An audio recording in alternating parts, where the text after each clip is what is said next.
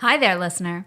You're about to experience TADPOG. Tyler and Dave play old games, and there will be plenty of game talk, but also copious amounts of crude, off-color, offensive, and immature speech. So if you are of a rather sensitive humor constitution, we're just letting you know what you're in for with this show. It has games. It has jokes. You know, just games and jokes. Take the games, take the jokes, and have a good time.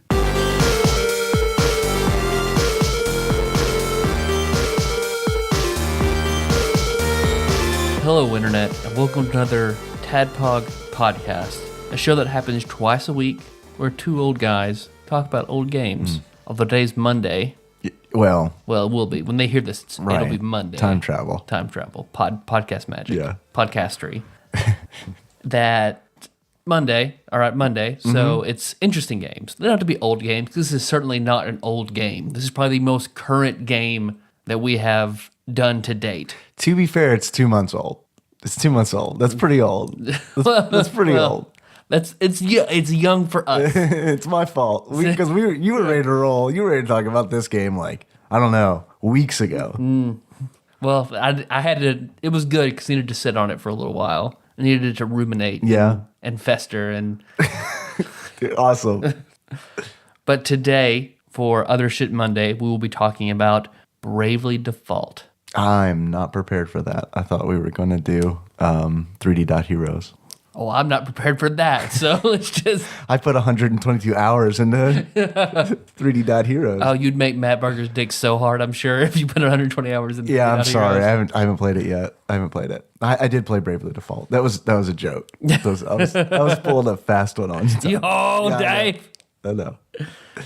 I'm your bearded host, Tyler, and since Bravely Default is on the 3DS. And the 2DS. And the 2DS, it's true. And then, so I thought back to previous Game Boys that I had. And the very first Game Boy that I had was the gray brick for AA powered, The classic. the classic Game Boy. I was a little late in the game to get it though.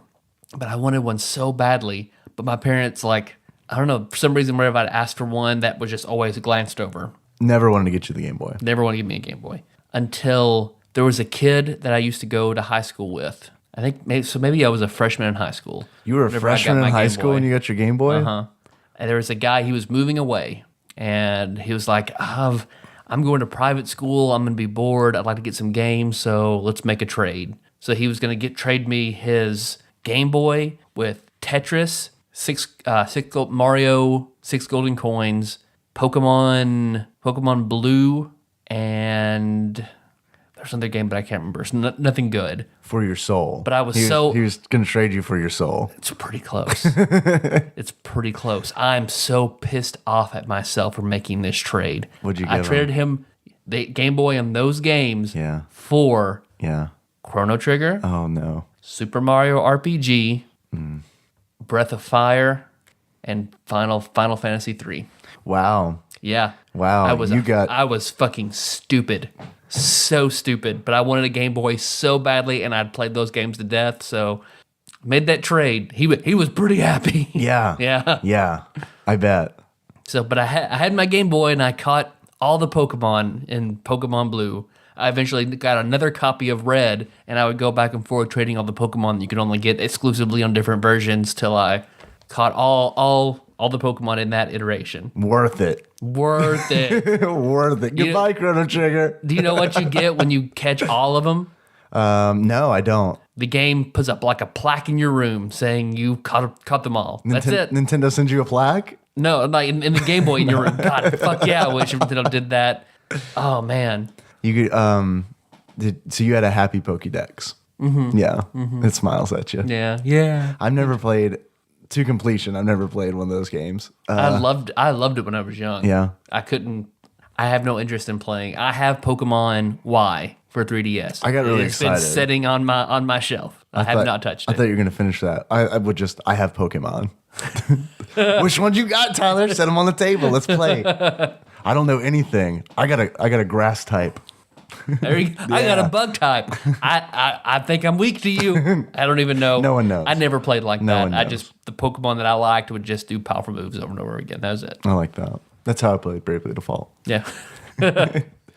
And I'm Dave, your bespectacled host. And if I had a family profession, it would be bus driver, because so many of my relatives, aunts, uncles, grandfather, grandmother, either used to drive or currently drive a school bus. Oh man. Yeah, it's a phenomenon. They mainly do it because of the government benefits, Okay. because they get really good health coverage that way. Both sides of my family are extremely small business entrepreneurial minded. I was going to say like diseased, thoroughly diseased and need that health care. Yeah, it's just weird. They're from deep in the Appalachian Mountains. They're the blue skin people. They just really need the health We care. don't joke about that, Tyler. We don't joke about that. Those blue skin people. I'm sure we have many of them listening. Are you making the note for show notes? Yep. Just in case someone doesn't believe us that there's blue skin people Yep. in the mountains. That's always an option. I can always fall back on the family trade of bus drivery if I ever fall on hard times. It's true. They've got the end. Like some people come from like families of cops, you know, where it's passed down. Like whenever you're done with this graphic design thing and you really want to buckle down and get some good health care. The proud tradition go. of bus drivery. Bus drivery. Yeah, I think actually if we had a family crest, it would either have to be bus yellow or have some sort of bus on there. So you think you believe school buses are yellow? When you look at one, do you think they're yellow? I don't think they're yellow. They just are. I call them yellow. They're definitely more of like a yellow orange. That's why I believe they are orange. When I look at them, people are like, oh, yellow school bus. That is orange. That's Yeah, but you just orange. call them yellow. That's just what you call them. They're cheese wagons, man.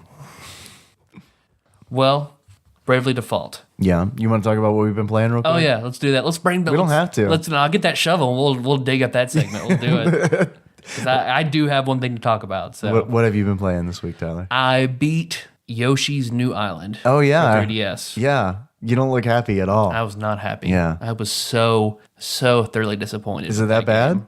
It's such a pale imitation of the original. Yeah, Because like soulless. So, yeah, you know, it is. Yeah. I mean, honestly, like the music is just like there's no oomph to it.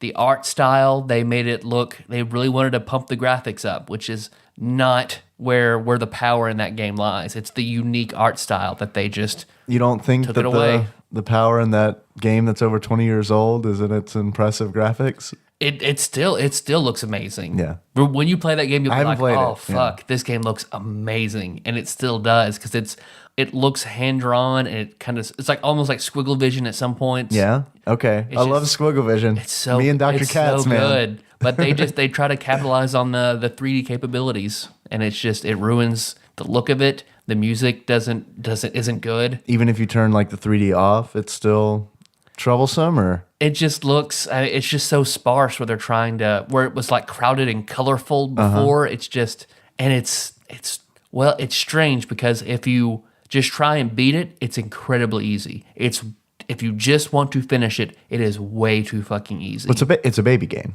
It is a baby game. That's why I didn't play Well- Yoshi's Island, because it's a baby game. Oh no, it's the original Yoshi's Island had some bite to it. It's a baby game. Later on, It's a baby game, Tyler. It's a baby game.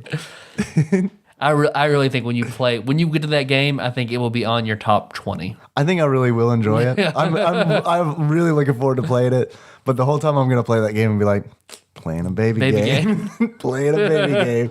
I'm going to have to like close the door, lock it, and turn the lights off and play my baby game in shame. But then it's too difficult if you try to get everything. Which, the 3DS version? Yes. The new island. The new Is it a island. new... why did It is- Yoshi move? I don't know. I don't know. That's true. He lives on a world that's shaped like an egg, and all the Just islands got bored? on top. Just No, got... that's all the Yoshis. We're just gonna go to New Island. It's fine. He got his... But you have to get basically you have the 30-second up to a 30-second meter before if you get hit, Baby Mario is in a bubble floating above you, Baby and game. you have to catch him, get him back before they catch him and take him away. Okay. So you can get up to max 30 seconds on that. So basically what you're supposed to do is you're supposed to get max your full 30 seconds at the end of the level. You're supposed to collect all 20 red coins and collect all these flower tokens. And you're supposed to, and there are 5 of those in every level. That's a lot of, you're collecting a lot of stuff. There's a lot of shit. And every time you die, it completely resets. For that level? For that level. Okay. Yeah. So it's taxing and you have to go through it, and then the least little thing, you die, start all over again. And it's too frustrating to try and get everything. So it's either the easiest game in the world or the most frustrating thing you've ever tried. How long did it take you to finish it? Whenever I just tried to finish it, Yeah, just to play it. I beat it on the toilet. Like I would sit down. In one dump? I bet I could. I would just sit down and I could go through 3 levels in a single dump. So it was, and there are 6 worlds. So it was 6 worlds of like 8. 6 worlds consisting of 8 levels, 3 per dump. Okay. And I take several dumps a day, so it didn't take me very long. You do the toilet math. Yep. So I have to really, I mean, if anybody's thinking about it, I'd pass on it, really. I still want to borrow it from you. No, that's I'm fine. not If you gonna can pay borrow for from it. somebody who was a sucker to buy it on like release, then do that. But otherwise, man, this is just a pass. I tell you what, you Buy give it used me for $20. I would. This game is worth $20. It's not worth the $40, $50 that you could get for it. Max $20. You because give Nintendo me- stuff doesn't go down. you give me Chrono Trigger, Final Fantasy 3, and Breath of Fire, and I'll play this game. Okay. I also played a game this week. What'd you play? I just played it today. And I had a much better experience with this game than you did with Yoshi's New Island. I played Typing of the Dead Overkill. Oh, okay. That game is ridiculously fun. It is ridiculously fun. I missed it. It was in the Humble Bundle, and I missed it, and I was really upset about it. And then I saw it on Green Man Games. They had it on sale with all the DLC for like $9. So I jumped on it because, man, I was so mad I missed it in the Humble Bundle. Like, I remembered it like 6 hours after the Humble Bundle sale ended. But I grabbed it. I wasn't really expecting much. It is essentially House of the Dead. But instead of shooting mutants, you type. Like, words come up on the screen and you type them. And the faster you type them, the faster you kill the zombies. Okay. And there's like 10 stages, somewhere in that range. And it's all done with like as like a grindhouse film. So like the dialogue is really bad and the voice acting is really bad, which is brilliant because it's like, how do we take a shitty game and make it good? Like, we've got no resources. I don't know, make it look like we meant to do it. That is okay. That's pretty good. So I don't know if that's how that went down, but I imagine if it did, they're pretty smart for it. It is a lot of fun, especially if you like to type. There's a mouse version of the game where you're still on rails, but you move the cursor to shoot zombies. That is not nearly as fun. That's actually pretty awful, I think. Yeah. But the typing part's really cool. So that's for PC, by the way. Okay. That's for PC. I didn't mention that. It's on Super Nintendo. It's really hard to move your cursor over and try to click out these words. Oh, God. You have to use the Mario Paint mouse and mouse pad. It's, man. But Bravely Default. Bravely Default. Bravely Default. Well, I guess first, before we really break down Bravely Default, I guess 2 things. 1, spoilers. Yeah. Oh, fuck, spoilers. Can we save the spoilers for the end? Is it possible? I don't know. No, I don't think so. Okay, all right. Well then, I guess if you haven't played this game, I mean, you can listen. You can, but we're really gonna spoil it. Or if you listen to it, then don't play Bravely Default for like another year. Like, kind of forget. Yeah. So if you haven't played it yet, go ahead and pause this podcast. Set aside 120 hours. Come back and finish it. We'll be waiting right here for you. Right when you get back, we'll be here. What was the second thing? Choo choo. That sounds. That's not a bus. That's not a school bus. Not to be confused. There you go. Yeah. I've got a lot of experience on the school bus. That is it sounds like the Dave Rootsman Wikipedia train. It is. It was. It was. It's gone. It was. Yeah. Now it's a bus. Damn it, I missed it. It's a train and now it's a bus. That's like the shittiest Transformer ever. That's the worst Transformer action figure your parents could get you. It's a train, and then it turns into a school bus. You're welcome. Here, you pick it up and you pull the wheels out. Transformer. Merry Christmas. Here's Bob the Goon. He rides in the school bus. Okay, guys. Bravely Default, known as Bravely Default: Flying Fairy, or Bure Burai Deforutu Furengi Fury. Okay, I heard Ferengi, I know. Ferengi. Okay, that's a Star Trek thing. Yeah. So clearly I'm not very good at speaking Japanese. But I would say my Star Trek lore also isn't very good, but it's better than my Japanese speaking capabilities. It's a role-playing video game by Square Enix for the Nintendo 3DS. And it's a spiritual successor to the 2010 video game Final Fantasy: The Four Heroes of Light, which I've never played, but I may pick it up. I may try it. Okay. It was originally released in Japan in 2012. See, this is an old game. Okay, yeah. That's fair.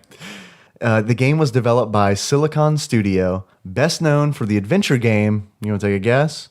No. 3D Game Heroes. Oh, okay. On April 17th, 2013, the game was announced to be released in Europe and Australia and North America in 2014. We got this game last. We got this game dead last. Dead last, Tyler. They got it in Brazil before we did. That's crazy. I'm lying. I was about to say. I'm lying. There's Came out on PS2 in Brazil Right. way before we got it. An updated version titled Bravely Default for the sequel, not even going to try the Japanese, was released in Japan on December 5th, 2013. The Western versions of the game, Tyler, are based on the updated version. So basically, we got it last, but we also got all the extended footage. Yeah, we did. I don't know if that's a good thing or a bad thing. It's a bad thing. Yeah. I think it's a very bad thing. Having not played the original Japanese version, I really don't know how that whole thing went down, but I feel like we got a lot of content. Yeah. We got a lot of content. Sorta. We got one piece of content over and over and over and over again. Yeah, we did. All right, we'll get to that though at the end. Oh, we're gonna save it? Yeah, we should say Okay, that. all right. But Bravely Default, Yes. I had my druthers about it, Okay. but it is a damn fantastic game. Yeah. I thoroughly loved this game. I did not expect you to say that. No, I No, I did. really didn't. I have my problem with the last 30 to 40 hours of it. Just a small amount. But Just a small out amount. of the 120, I enjoyed the first 80. I had a really, you know what part of the game I really didn't like? The work week. Yeah. that last work week. Yeah. It was tough. But overall, like I missed the Square Enix old school RPGs. The golden age. The golden age Age of turn-based, Squaresoft. strong story, simple graphics. I miss that. And I do too. and this brings it back with a good and interesting twist, being the Bravely Default system. Yeah, let's talk about the system a little bit. I like it a lot.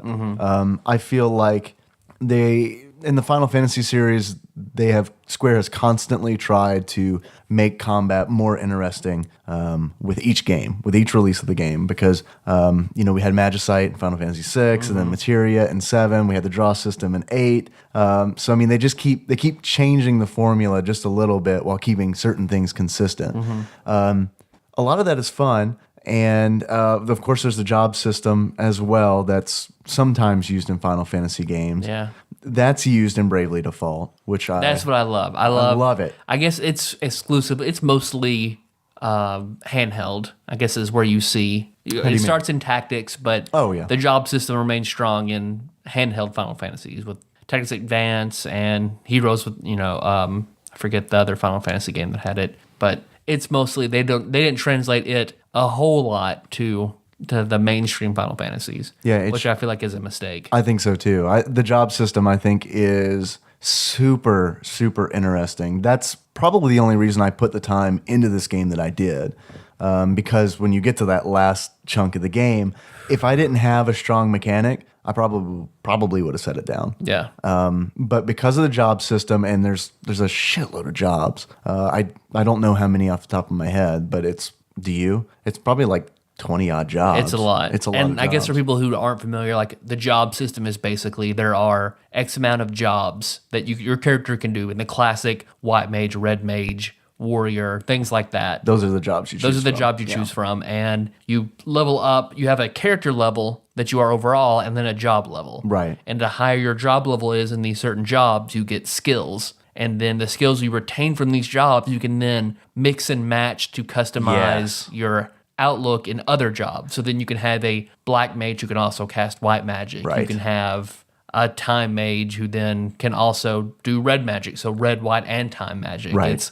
It's all you just experimenting and find what you like. That's the really fun part for me is the job system and mixing and matching, because I really enjoy having it's a 4-character party, and you can take each one of these characters and assign them different jobs and different abilities, so you can literally play this game differently every time. You Yeah. can play it differently every battle. As often as you switch out jobs and abilities, it's a different experience, and I really, really like that. And then each character does have their strengths and weaknesses to certain jobs.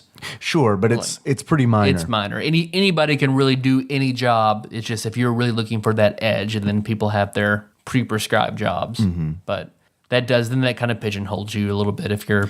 Yeah, I didn't hold to that too Yeah. much. I did, and only in Agnes's case did I really. She was always a mage, pretty much always a mage. Yeah, I had Agnes as a mage for a while, and then near the end, I switched her to a salve maker. Okay, that's okay. I can see that. That's a good job. Yeah, I felt like it overshadowed white mage later on in the game because I felt like you could do so much more with it. That's very true.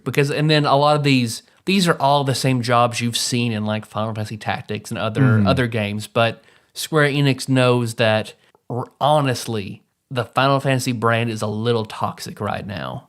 Yeah, a little bit. So like they bit. we're gonna make this game. It's pretty much a Final Fantasy game, but we're gonna rebrand it so people won't be like, Oh, Final Fantasy game. Yeah, Yeah. probably gonna pass on it. yeah. Brilliant move, I think. It's a very good move because Brilliant. it's listed. If you go to like the Final Fantasy wiki, Bravely Default's on that Yes. list, so it is a Final Fantasy game, Yes. but everything's just called different stuff. Like it's Chemist in all the other Final Fantasy job system games, and then it's Salve Maker in Bravely Default.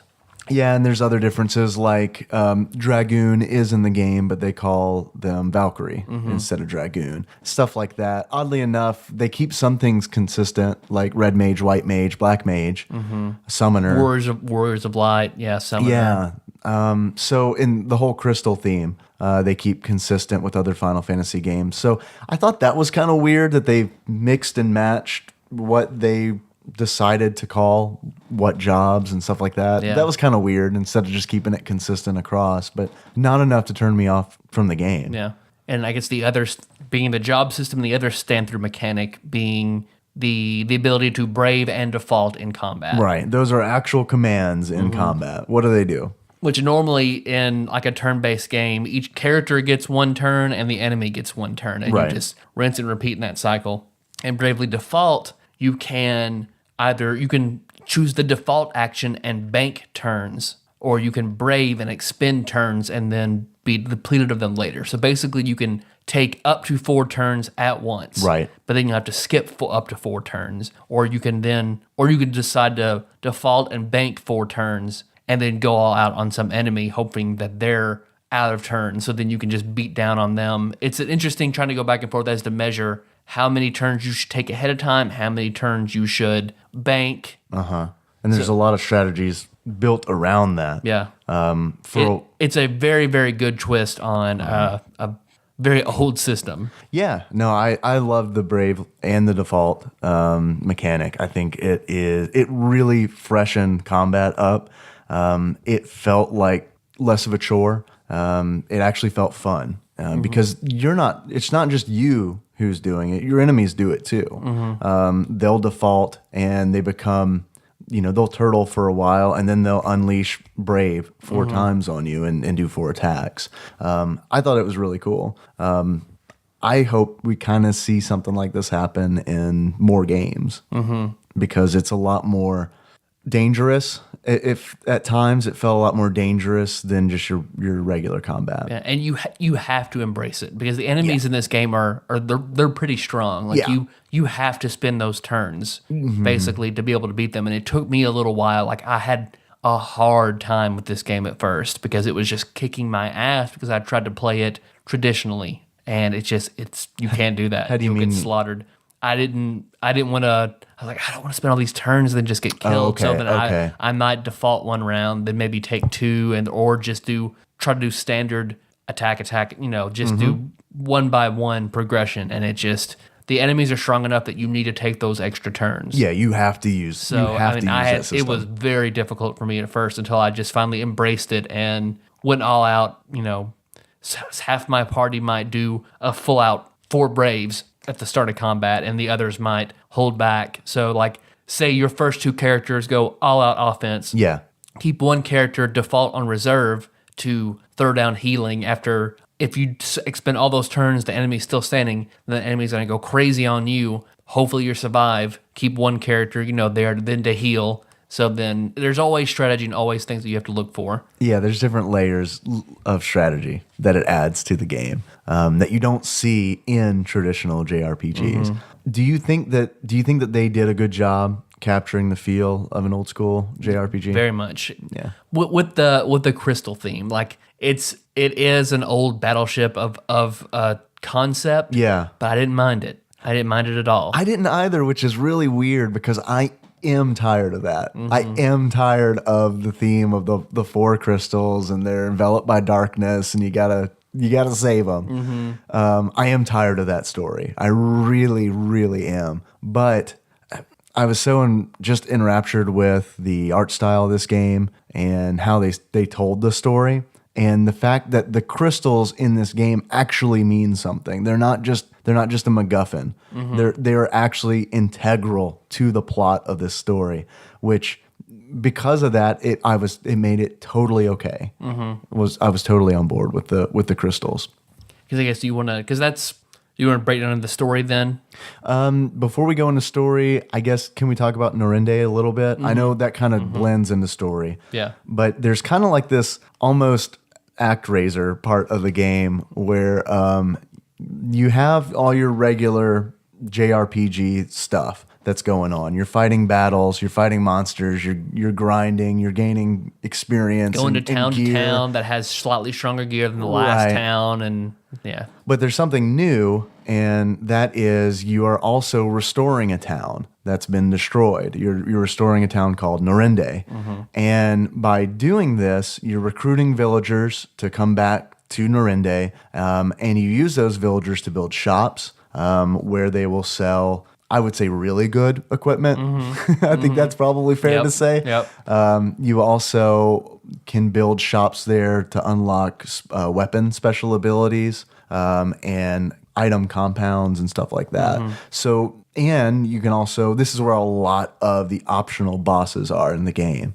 And a lot of them are super high level, so it's not really something that you can do. You can't do for a while until the end of the game. But that's nice because by then you can't really do anything else in the town because you by level 99 you've rebuilt it, you've unlocked everything there. So they give you a reason to go back to it. Because usually every day you can do like a net invite and get three or four random other players that will then come to your village and start working for you. But the downside sort of to that is that you'll also usually get a monster or two. But see, that's in your town. That's also an upside depending on how you look at it. Because if you like fighting them, a lot of times they call them nemesis or nemesis. What's the plural of nemesis? Tony, nemesis? Nicole, yeah. Do you know? Yeah. I don't.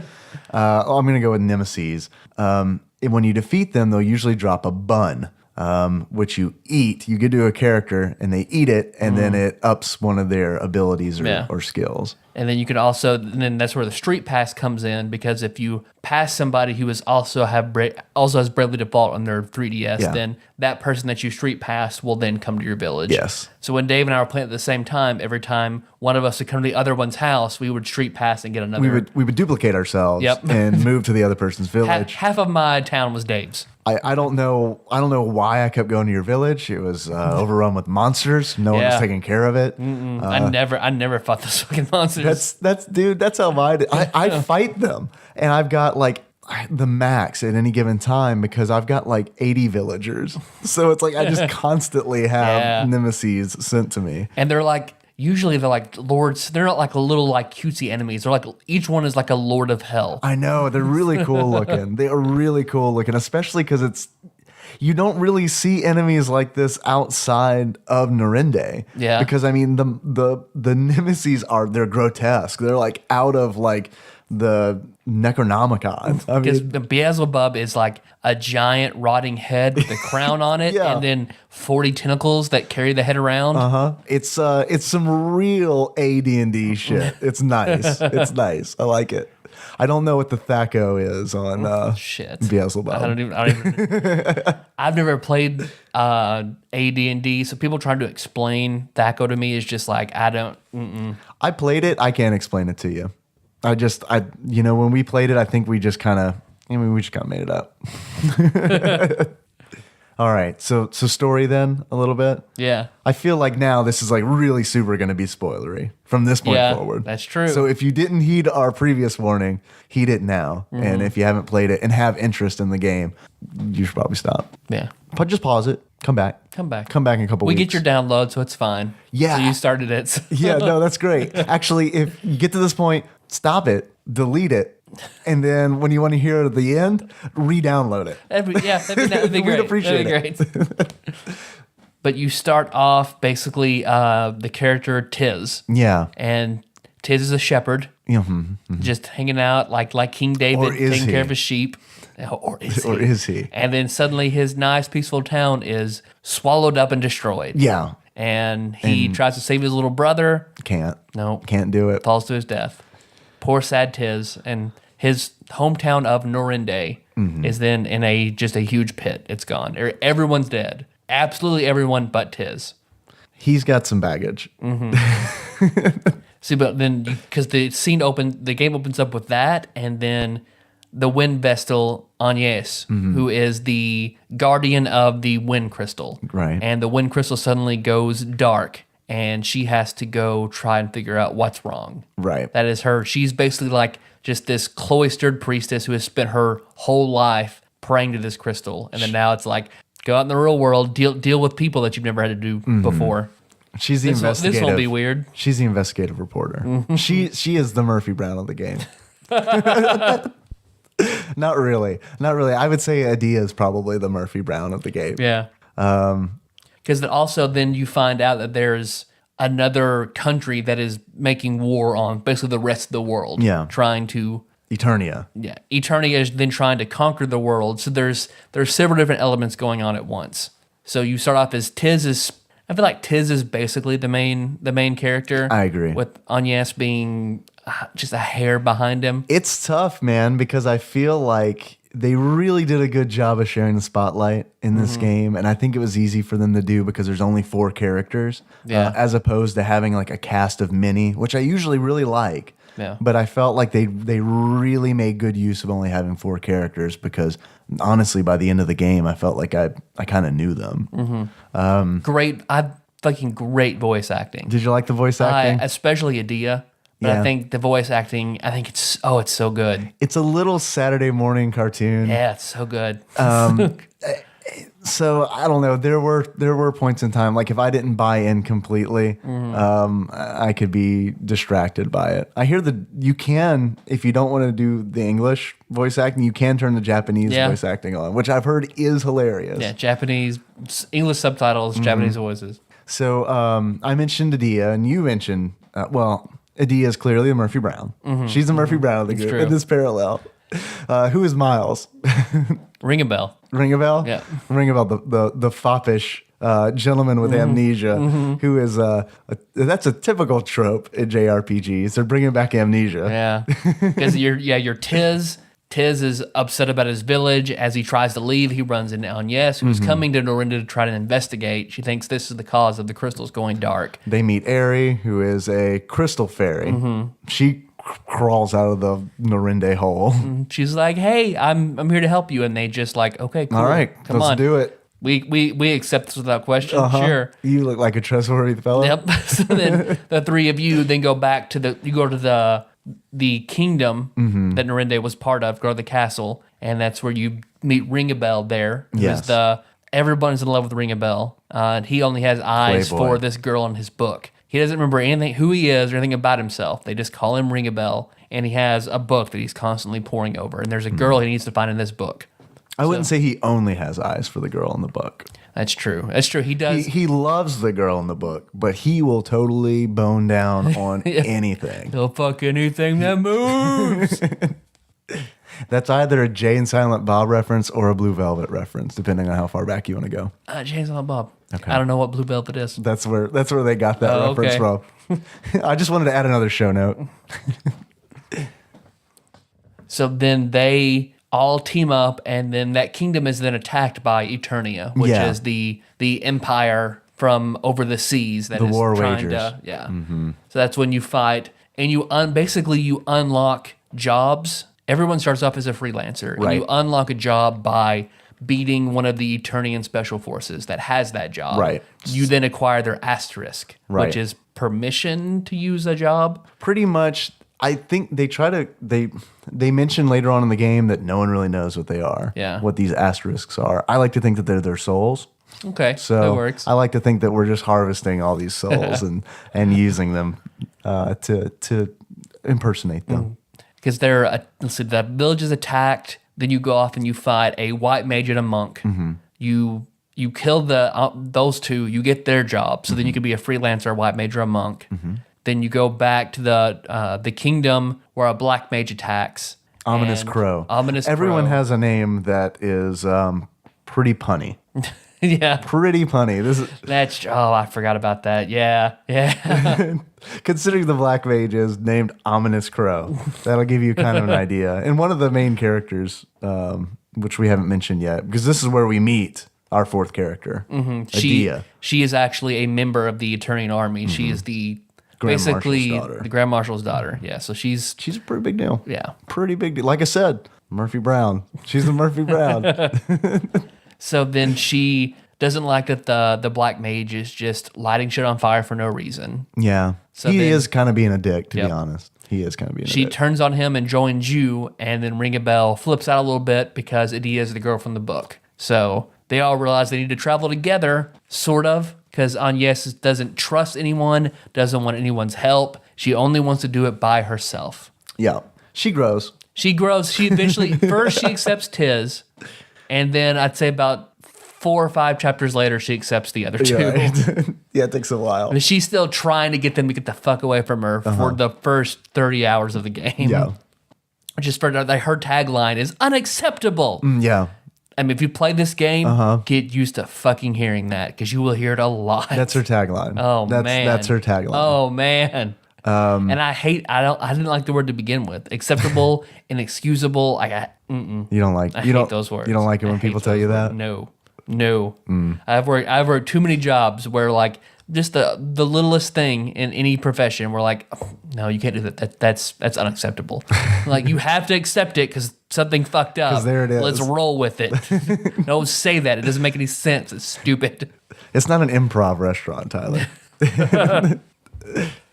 So then once the four are united, then basically you're finding how to get around the world, going crystal to crystal to have Agnes awaken it. Yeah. It's covered in sludge. It's like something out of Captain Planet. Yep. And some monster of legend has encroached onto the crystal's territory that you have to go defeat the monster. Agnes has to disguise, she has to wear this garb, and then she prays to the crystal to make it brighter and brighter and brighter and awaken it. And each time you awaken it, then your stats go up and you can customize your character further. You can have more skills and things like that. So each time you awaken a crystal, it's you get more powerful. Yeah, you get an extra ability slot essentially. So that's really what the first 80 hours of the game is, just you going and cross those 4 crystals. The last one being in Eternia, that you have to go in and fight Adia's father, and it's Brave. yeah. Brave. You meet Sage as you're trying to awaken the crystals. You come in contact with the Sage, who is basically, he helps train and provide the clothes and things like that. Yeah, he's Yoda. He's Yoda. He's a perverted Yoda. Uh-huh. Which Yoda, we all know, notorious peeping Tom.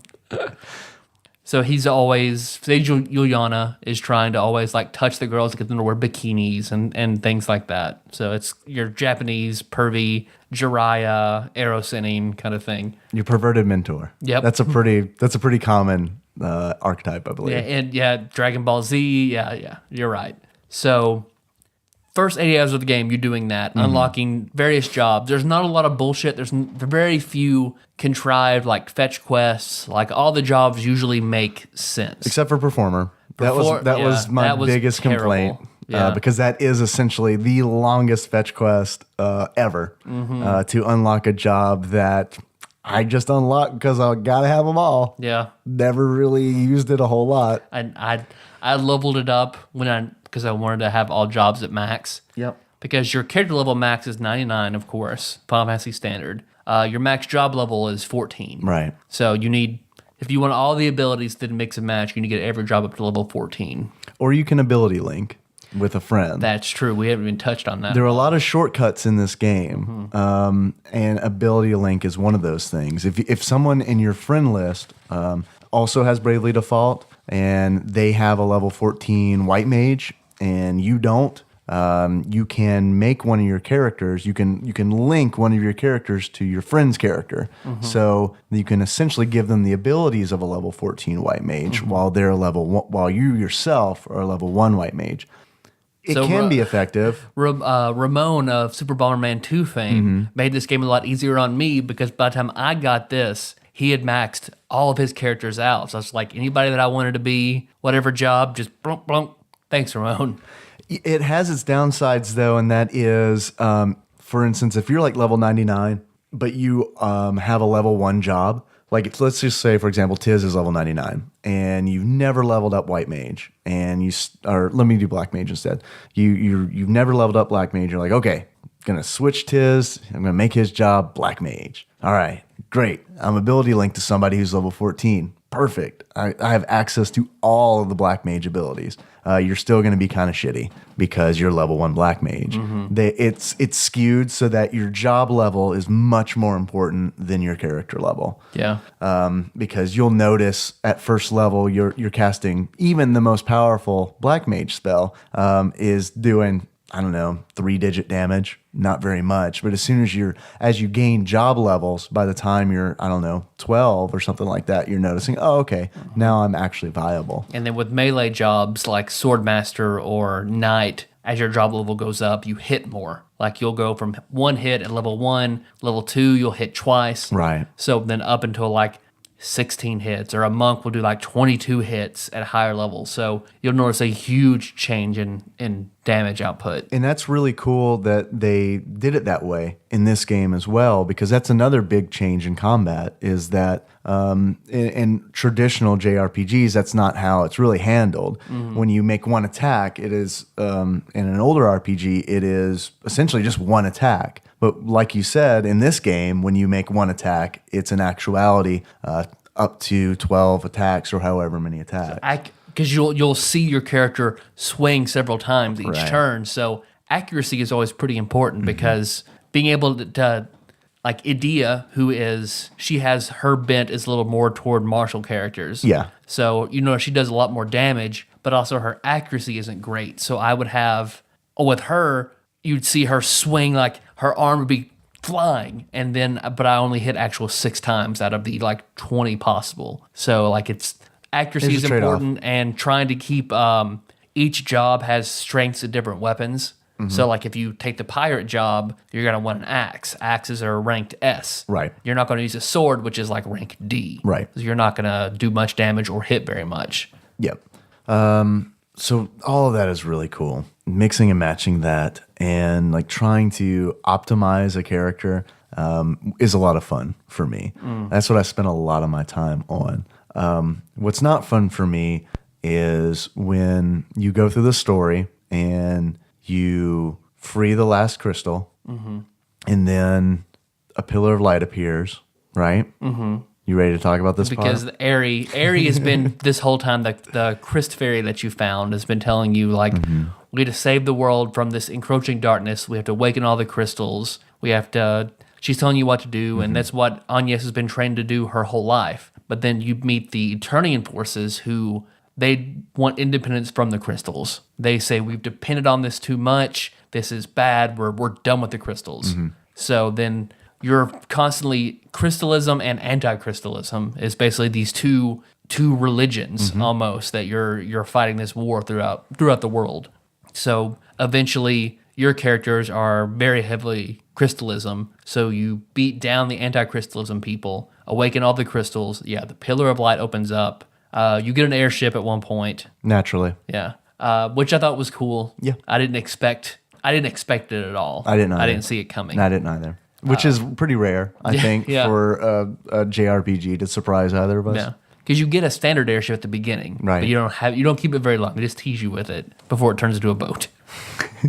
But Ari then, okay, let's go to the white crystal. That's how we'll save the world. It's another shitty transformer, by the way. The airship that turns into a boat. If you set it down in the water, hey, it's a boat transformer.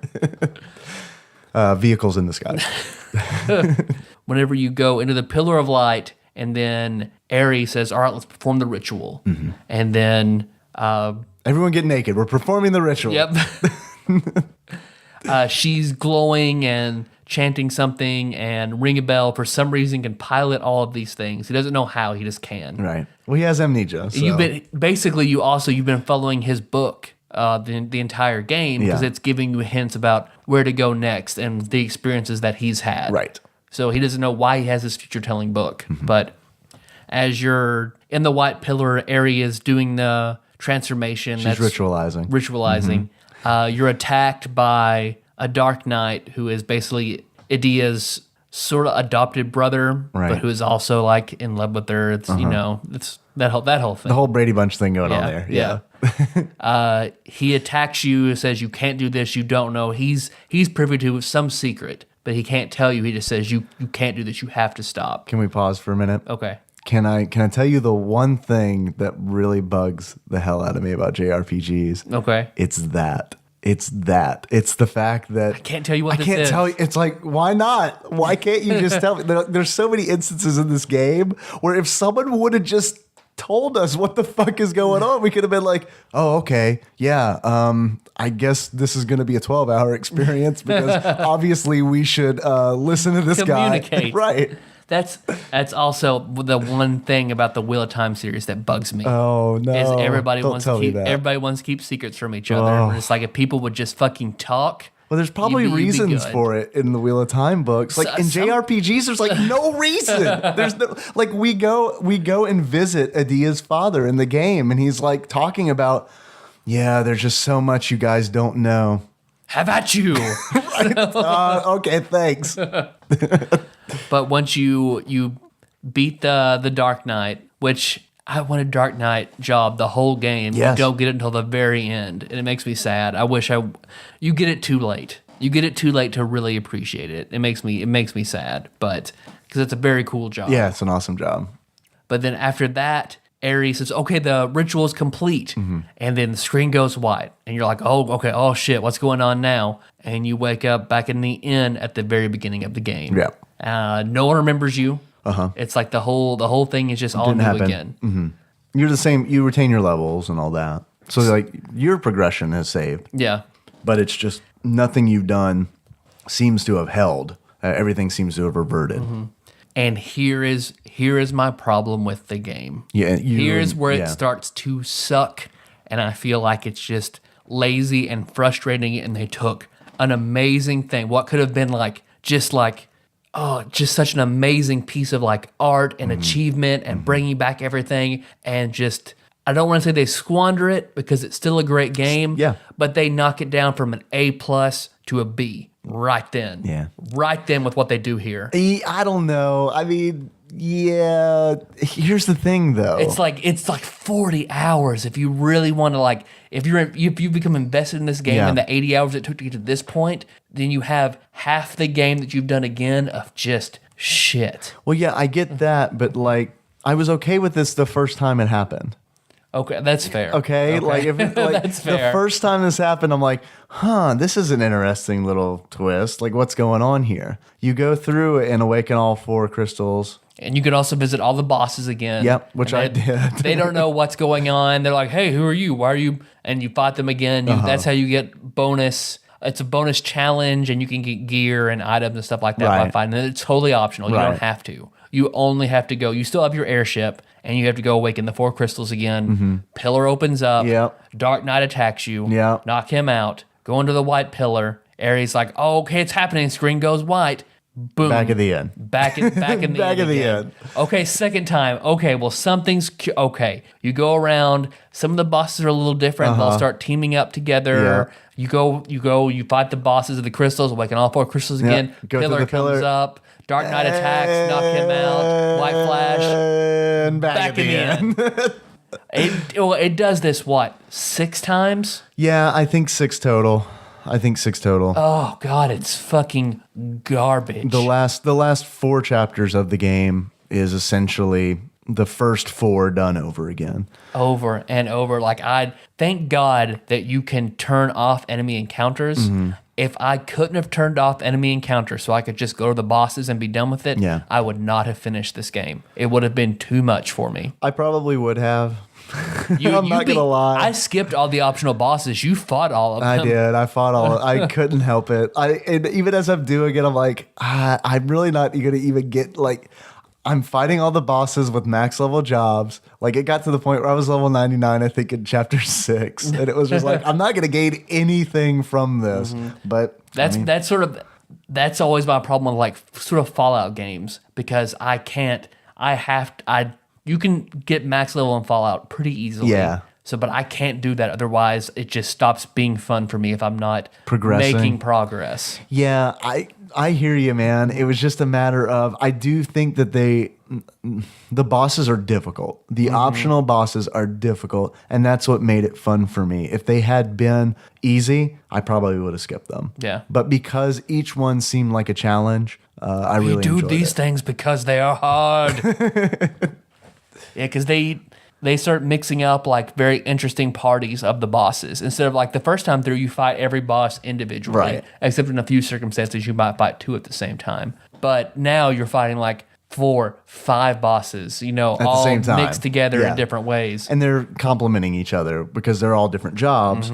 So they're grouped together in a way that can be really tough when you're fighting them. Did you fight the optional boss at the end, the super secret boss in the secret dungeon? I did. Did you beat him? I did. Okay, because I didn't even want to touch that. I went through the dungeon, got my best gear, and got the fuck out. Yeah, I fought him. I thought he was kind of easy. Yeah? Yeah. But that is probably because by the time I got to him, I had my strategy airtight. Like I was pretty much, I wasn't going to be stopped. Yeah.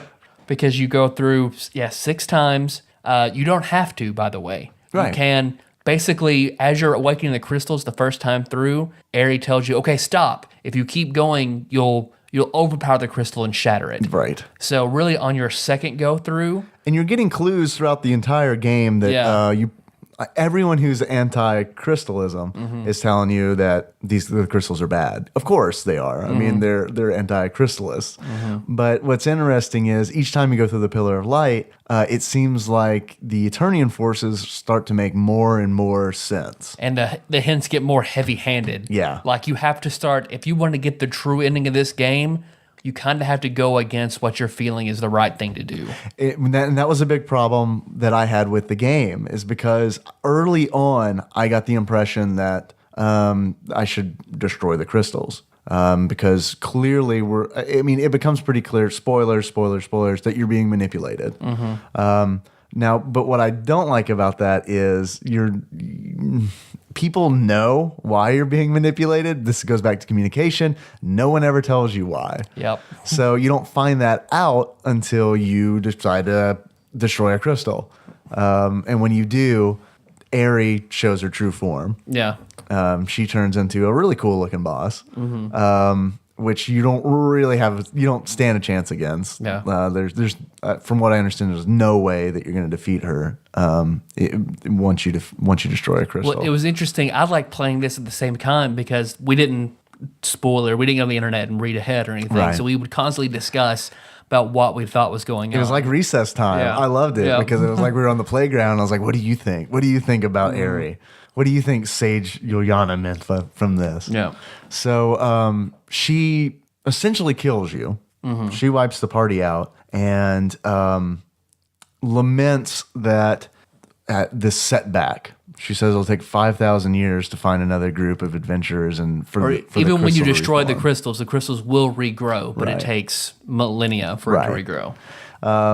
So a celestial essentially resurrects you and sends you back. So that is the quote unquote bad ending. The good ending involves you going through all 8 chapters, going through the pillar of light, I think like 5 or 6 times, like you said, and then And it gets, I understand when you get to the end and the story's explained, it makes sense. Yeah. It makes perfect sense, and I get it, I understand it, and I can appreciate it. But it's just... It's great. I think it's great. The story, I agree with you 100%. The story is good and it makes sense. But I get it, man. It's fucking tough to do the same content. I don't like playing Zelda games because I don't like going to the same dungeons over and over again. That's why I don't play them a whole lot. So this was really tough for me because if it weren't for the fact that I could change jobs and change the way that I was playing, I literally would have I probably would have sold the game immediately. Yeah. So you go through the pillar the last time. Aerie then says, okay, all the worlds are linked. What you've been doing is going throughout to different realities, different worlds, and you've been linking them all together. Punching a hole from one world to the next. You're creating the chasm in Norinde.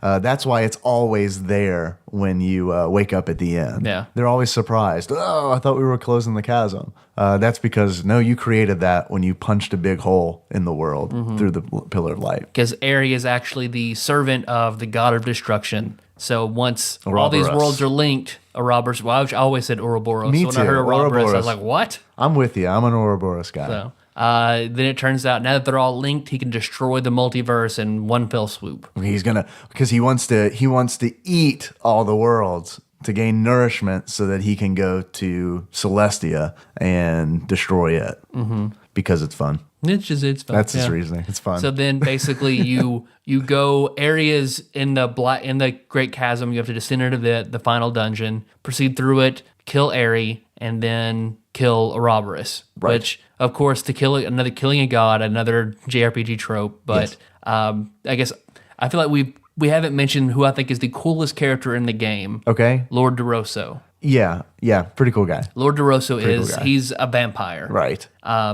He has been working with the Sage this whole time to have everything set up so they can stop this god. And since DeRosso is immortal, he's the only one who can put basically an immortal seal on this god so he can't come back. Because Ouroboros can regenerate.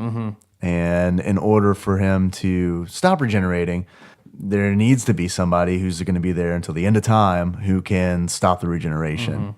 So then, he sacrifices himself, puts the seal on the god. So then once you kill him, that's it. And then you get to take your pick. Which world do you want to live in? Because each one is slightly different. You get to one world where Tiz's brother, Tiz died and his brother survived. And where Ringabel and Adia died in that world, but their parents are alive and safe, so then they can go there. And another one where Agnes's best friend didn't die. So then you basically find the best of all outcomes world after all that for you to go live at the end. So you do that, all the great chasms all close, sealing off the worlds again, and I missed this because if you blink, you'll miss it. It's a weird ending. Yeah. It's a really weird ending. In the ending, everyone's gonna reunite. They haven't seen each other in like a year. They're gonna reunite, and right beforehand, Tiz is in a graveyard waiting for everybody. He walks to the graveyard. He's like, Yeah. he sends everyone else. He's like, I'll meet you guys at the restaurant. It's fine. No, go ahead. I'll meet you guys. No, it's fine. I'll meet you guys at the restaurant. And he walks to the graveyard and just dies. Yep. You see his soul go straight up, and he falls over. She just dies. Game over. That's the good ending. But then it unlocks the secret movie for Bravely Second, which is Right. the next planned one in the series, where Tiz wakes up in a sealed Capsule. chamber. Yeah. A Mako reactor, essentially. Pretty much. That's what it Then looked you like to see me. some badass girl with huge boobs kicking ass and Right. freeze you. Yeah. And that's it. That's Bravely Default. Yeah. So now we're running about an hour now. Yeah, we're running pretty long. Do you have any achievements? You go first. I'll come up with some. All right. I've got a glitch in the Matrix. Okay. And you unlock that by getting the true ending. Okay. Because when you have the deja vu Right. over and over and over again, Right. I love it. Cool. I've got more time, no virtue. So patience being a virtue. If you don't have it, that's how you get this. You break that crystal at the beginning, get the fake ending, you're done. Okay. High school dance master, Okay. which that is you max out all the jobs. Okay. I see. I've got one for that too. That's the one I've been able to come with as you've been talking. And how do you max out all the jobs? By doing a high school dance maneuver, grinding. Mm-hmm. Yeah. I was gonna go that route too. And then the last one I have is Mangekyo Sharingan. Okay. Is that ninja related? Well, it's Naruto related because in this game you have to unlock all your summons for summoner. You have to withstand the summons attacks, Right. and then it will accept you. So the last one is the Japanese thunder god Susanoo. Susanoo. I don't know. Your guess is as good as mine. But he is also in Naruto. Whenever someone has the Mangekyo Sharingan, they also can then summon the ultimate Uchiha power is Susanoo. Oh, okay. So once you tame Susanoo in this game, then you get the achievement Mangekyo Sharingan. Okay. Okay, cool. Well, I've got the same achievement as you, where you unlock all the jobs, and then it's called I'm Not Even Supposed to Be Here Today. I was going to work on something with grinding, but I feel like you covered that. Maybe some kind of like pumped up kicks thing where you got like cause max damage as a Valkyrie because they do all their damage by jumping. I don't know. Maybe that one could be called Welcome to the Space Jam or something like that. I don't know. Tie in Marvin the Martian, something. Okay. By the way, I will look for this. When I said it, just reminded me. I haven't thought about this photograph in a long time. There is a photograph of me when I'm 12 wearing a large sombrero, and I am in a chi-chis with horrible acne wearing a Space Jam shirt, the one where Michael Jordan is palming Marvin the Martian. If I can find that, which I won't be able to by Monday, but eventually maybe one day I can ask my mom if she has that. I'll post it. It's a pretty fucking awful photograph. Nikki found a subreddit the other day that is just full of Blunder Years. Yes. I am a subscriber the to Blunder Blunder Years Years. subreddit. Holy crap. I'm sitting on some karma gold right now. Some people called us, but I think maybe we should save them. You want to save them? Yeah, I kind of want to save them. Okay. There is something that we have to do, though, that we absolutely have to do before we can wrap the show. I need to ask you a question, Tyler. It's super important. You're dropping so crazy when you do that. What is it? What is it? Are you pregnant? What is it, Dave? What the listener doesn't know is that every time I ask you this question, I get down on one knee. Is it? Oh. Tyler, Yes, Dave. I've known you for a long time. A very, very long time. And I feel like over the years we've only grown closer. We've been through so many good times and we've weathered through all the bad times. I feel like I need to ask you a very important question. And that is, if you were to give this game a beard, what kind of beard would that be? We're in a red state. I'm sorry, Tyler. I know. I'm sorry. I would give this a very long, white, twisting wizened sage beard. Okay. All right. That fits. Yeah. It's also perverted. Maybe it looks like a penis. It looks like an erect penis. Penis beard? Yeah, penis beard. The elusive penis beard. I think usually the braid at the top is what looks like a penis. Okay. And it's like your face is just the balls. And then your beard is just the taint, the wispy wispy taint. old man pubes. Tyler, Yes, Dave. if you were to give this game a pair of glasses that just tells the world what this game is all about, what kind would you give it? A very large, very bright, shining crystal that you can look through and see infinite worlds. Okay. All right. crystal. All right. I guess. Not really glasses. It's two of them. Okay. All right. There's two of them. There's two of them that are. There's two of them. They're very large. Yeah. Inside each Okay, other. fine. Now we're good. That's all I got. That's all you got. I have some questions for you. I know we're running long, but I want to do something really quick. Okay. The four characters in the game. We went over Tiz the Shepherd, Agnes the Vestal, Adia the Murphy Brown, and Ring a Bell the foppish amnesia character. I want you to do Murder, Marry, Kill, and then there's one just extra. Just figure out what the extra one does. Well, I'm gonna marry Adia. You're gonna marry. I'm gonna Adia. marry Adia. Why? She comes from a good family. 'Cause She's she's got tenacious. money. That tenacious reporter. She's sexy. Oh, She's yeah? powerful. Yeah, I'm gonna marry Adia. Okay. I'm gonna fuck Agnes. Yeah. Just because she's gonna like yell and she's gonna be uncomfortable, but like no one's been there before. No one. So Okay. Yeah, well, you think they- so? yeah. I feel like she's the kind of type who is definitely slept around, but won't let anyone know about it. Won't ever.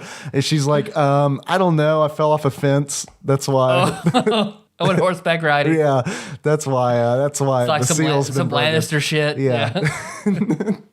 Take them on a very bumpy horseback riding adventure. Then I'm probably gonna have to murder Tiz then. You're gonna murder Tiz Murder Tiz. because he's dead anyway. Yeah, that's true. Yeah, he's soulless. Yeah. And Ring a Bell. So what are you gonna do with Ring a Bell? He doesn't know any better. He doesn't have any memory, so he'll just be the submissive. Just whatever. What do you need for any points? He's just the Gonna sub. put him in the corner. He's the gimp. We're gonna just put in the corner. It's fine. He doesn't know who he is. He can do whatever. Jacob was on board with this show, this episode, right until then. He's like, oh, nope. I think Click. right until the falling off a fence bumpy horse ride. I think that's what Jacob just turned it off. I've got one more question for you. What was your favorite job out of all the jobs in the game? Which one did you enjoy the most? Probably Dark Knight. Dark Knight. I love Dark Knight too. Vampire was probably my favorite though, because it's essentially Templar is also very good. Templar's great. Mainly for the Rampart ability, which I abuse the hell out of, where you can essentially make everyone in your party invincible versus one hit. Vampire was my favorite because it's the blue mage in the game. Yeah, that's all. You're a blue mage guy in all God. games. You're a blue mage guy. And in this game, it's the best. It is the best because just like all of the blue mage spells are physical. They're like all of them are based on physical. So all you have to do is get your physical attack really high, and now all of a sudden you can cast a fire spell that deals physical damage. So not only are you dealing physical damage, but if they're weak versus fire, it's going to deal extra damage on top of it. And it can be a mass spell. I loved Vampire, and Ring a Bell was my go-to vampire. He was my vampire / Dark Knight. Yeah. You noticed Ring a Bell does, if he's in this performer costume, you get costume changes per job. Yeah. And in Narende, you can buy special costumes Right. and stuff like that. But Ring a Bell as a performer looks like Fat Elvis. Yes. Yes, he does. Adia and Agnes dress up like Playboy bunnies. Yep. Yeah. So, which we didn't talk about the fact that the Japanese costumes are a lot more revealing than the North American costumes. Yeah. Because there is a costume in the game called the Bravo Bikini, and it is literally a bikini in the Japanese version, but in the North American version, it's a bikini top and boy shorts.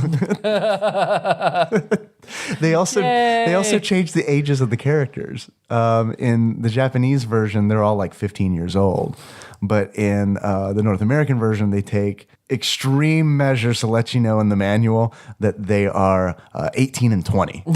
It's just kind of interesting. Okay, all right.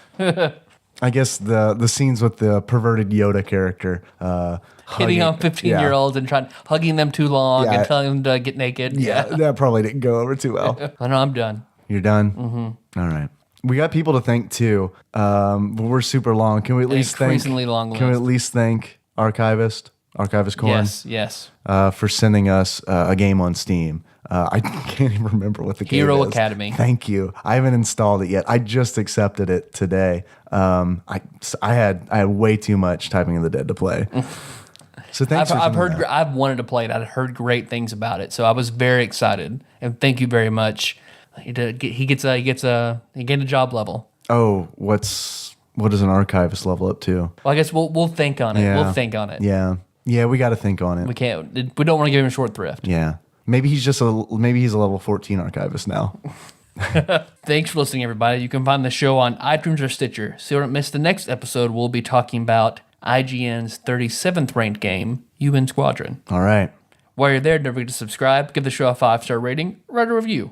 Why not? Put the name of the game you want us to do, and we'll get to it Eventually. Don't worry, guys. Like Tyler said, we will be back. We'll be flying to the sky, helping the UN and their squadrons, talking about unicorns. It's gonna be glorious. In the meantime, if you can't get enough Tadpog goodness, you can always find us on tadpog.com. That's where we're gonna have links to full episodes of Murphy Brown. It's been a really long time since we've really hit the 1990s television remarks. So I mean, I'm really glad we're getting back to our roots. I wonder if there's a Murphy Brown quiz up category. 'Cause I've been playing the hell out of some quiz. I have as well. I think we're gonna have to check that out after the show. I think we're gonna have to check that out. You can also find us on Facebook at facebook.com/tadpog.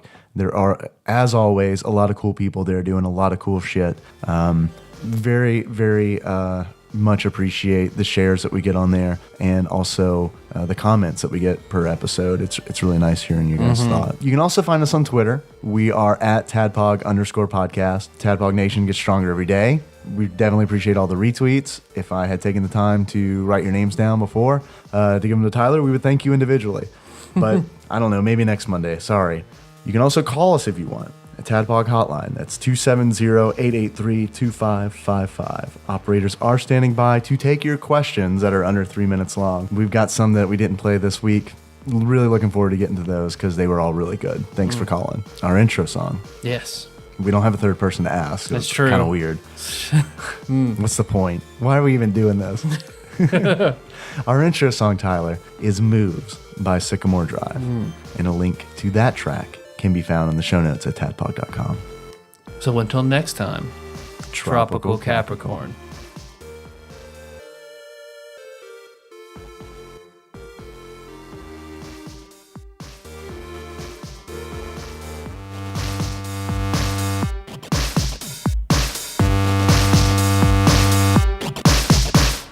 I got Flappy Bird on here, man. I could sell this iPad on eBay for thousands.